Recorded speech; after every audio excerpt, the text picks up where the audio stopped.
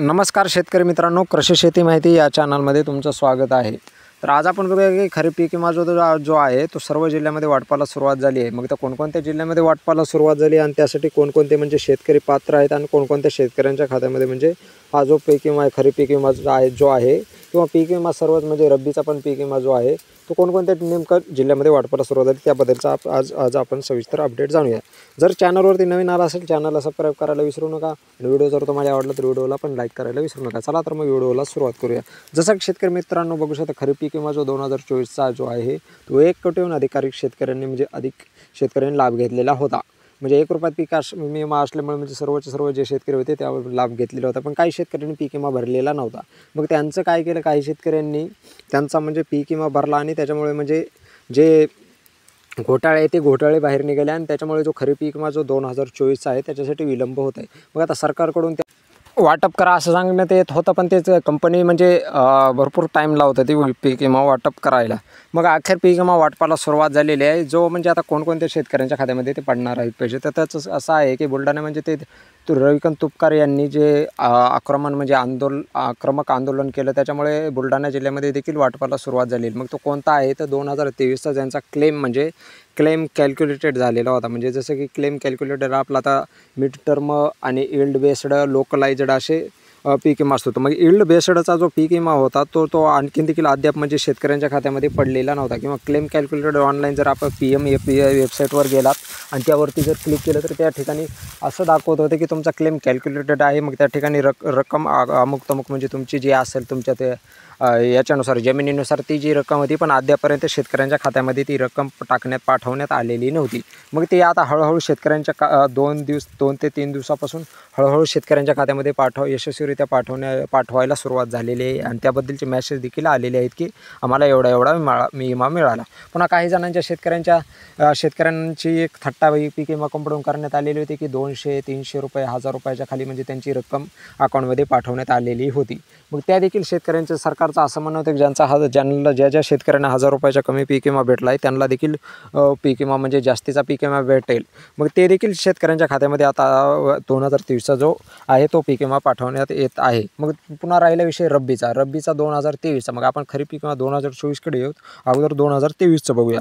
मग जो रब्बीचा पीक विमा जो आहे 2023चा त्यांचा देखील भरपूर जणांनी ऑनलाईन क्लेम केलेले होते आणि ते क्लेमचा म्हणजे 72 तासाच्या अगोदर क्लेम केलेला आणि 72 तासाच्या अगोदर क्लेम केल्यानंतर त्याचा म्हणजे सर्वे पण यशस्वीरित्या झालेला पाहिजे, पंचनामा यशस्वीरित्या झालेला पाहिजे आणि तो जो अधिकारी येतो तो अधिकारी आपल्या म्हणजे शेतामध्ये उभा राहून त्यानं पंचनामा केलेला पाहिजे आणि पंचनामा झाल्यानंतर आपल्या यशस्वीरित्या त्यांनी आपल्याकडून सर्व कागदपत्र घेऊन यशस्वी सबमिट झालेला असेल आणि कंपनीने जर तो ॲक्सेप्ट केला असेल आणि तुमचा जर रब्बी पीक विमा जो 2023चा जो तो ऑनलाईन जर आपण ज्यावेळेस स्टेटस चेक करतो म्हणजे PMAPI वेबसाईटवर त्या ठिकाणी ऑनलाईन स्टेटस चेक करताना त्या ठिकाणी क्लेम कॅल्क्युलेटेड असं दाखवला असेल तरच तुम्हाला तो देखील पीक विमा म्हणजे काही वाटपाला सुरुवात झालेली आहे। आणि ती वाटपाला म्हणजे 2023चा जो रब्बीचा पीक विमा वाटपाला सुरुवात झाली तो कशावर येईल। आता काही जणांचं असं म्हणणं आहे की आमचं जे आपण ज्यावेळेस म्हणजे पॉलिसी घेतो तो पीक विमा पॉलिसी घेताना आमचा अकाउंट नंबर चुकलेला किंवा एखादा आमचा अंक चुकलेला आहे किंवा ॲपसी कोड चुकलेला आहे, मग त्याचं काहीच देणं घेणं नाही। जो तुमचा आधारला बँक अकाउंट लिंक असेल म्हणजे DBT ॲक्टिव्ह जे बँक अकाउंटला लिंक असेल त्याच खात्यामध्ये पैसे पडणार आहेत।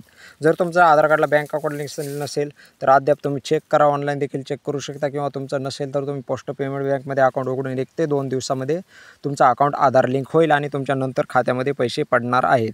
मग आता राहिला विषय खरीप पीक विमा 2024। आता खरीप पीक विमा 2024 केव्हा येणार हा पण एक मोठा विषय। मग त्या ठिकाणी देखील खरीप पीक विमा 2024चा ज्यांनी म्हणजे आता भरपूर जिल्ह्यांचे म्हणजे जसं बघू शकता नांदेड जिल्हा आहे, नांदेड जिल्ह्याची देखील अधिसूचना निवडणुकीच्या अगोदरच निघाली होती म्हणजे निवडणूक यायच्या अगोदरच। मग त्याच्या ठिकाणी असं सांगितलं की 15 दिवसामध्ये पण शेतकऱ्यांच्या खात्यामध्ये पैसे पडणार, अद्यापपर्यंत शेतकऱ्यांच्या खात्यामध्ये पैसे नाहीत। परभणीमध्ये पण तेच हाल आहे। पुन्हा धाराशिवचे जे धाराशिव जिल्ह्यामध्ये तुळजापूरचे जे आमदार आहेत आपले राणा जगतसिंग पाटील यांनी देखील सांगितलं होतं की जानेवारीमध्येच वाटप करण्यात, पण अद्यापपर्यंत वाटपाला सुरुवात झाली नाही। पण अखेर वाटपाला या 1 ते 2 दिवसामध्ये वाटपाला सुरुवात झालेली आहे सर्वच्या सर्व जिल्ह्यामध्ये।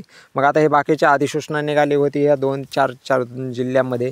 मग आता बाकीच्या राहिलेल्या जिल्ह्यांच्या शेतकऱ्यांचं काय, मग आता त्यांचा अगोदर ज्यांच्या अधिसूचना निघतील, आता अधिसूचनाचा तर विषय संपलेला आहे कारण की अधिसूचना केव्हा निघाली पाहिजे, दिवाळीच्या अगोदर म्हणजे की त्याच टायमाला म्हणजे आता अधिसूचना निघत नसते, आता जे 100% क्लेम कॅल्क्युलेटेड असा पीक विमा भेटत असतो.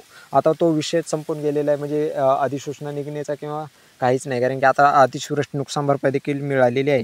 मग आता अद्याप बाकीच्या जिल्ह्यामध्ये कोणकोणत्या शेतकऱ्यांना लाभ मिळेल, म्हणजे 2024चा पीक विमा कोणकोणत्या शेतकऱ्यांना भेटणार, हा एक मोठा विषय आहे. मग त्याच्यामागचा असा आहे की ज्यांनी 72 तासाच्या अगोदर खरीप पीक विमा जो 2024चा आहे त्यांनी ऑनलाईन क्लेम केलेला आहे, त्या शेतकऱ्यांचा PMFBY वेबसाईटवर क्लेम कॅल्क्युलेटेड असा दाखवत आहे. मग तुमचा देखील क्लेम कॅल्क्युलेटेड असं दाखवत असेल तर तुम्हाला देखील चिंता करण्याची गरज नाही. तुमचा जर 2024चा खरीप पीक विमा आता क्लेम कॅल्क्युलेटेड चालेल, कधी पण तुमचा आणखीन देखील शो झालं नसेल तर तुमचा कधी पण शो होऊ शकतो. तुम्ही PMFBY वेबसाईटवर जा आणि त्या ठिकाणी लिहा की PMFBY आणि त्या ठिकाणी फार्मर कॉर्नरवर लॉग इन करून घ्या. तुमचा पासवर्ड विसरला असाल तर OTP पाठवून लॉग इन करून घ्या आणि त्या ठिकाणी तुमचं क्लेम कॅल्क्युलेटर दाखवलं असेल तर तुमच्या खात्यामध्ये पैसे पडायला सुरुवात झाली. नसेल दाखवलं तर या महिन्याच्या फेब्रुवारीच्या 30 तारखेपासून तुमचं त्या ठिकाणी क्लेम कॅल्क्युलेटेड असं दाखवेल. मग त्या ठिकाणी जेवढी रक्कम येईल तेवढी तुमच्या अकाउंटमध्ये, म्हणजे आधार लिंक जे खातं आहे त्या खात्यामध्ये पाठवण्यात येईल.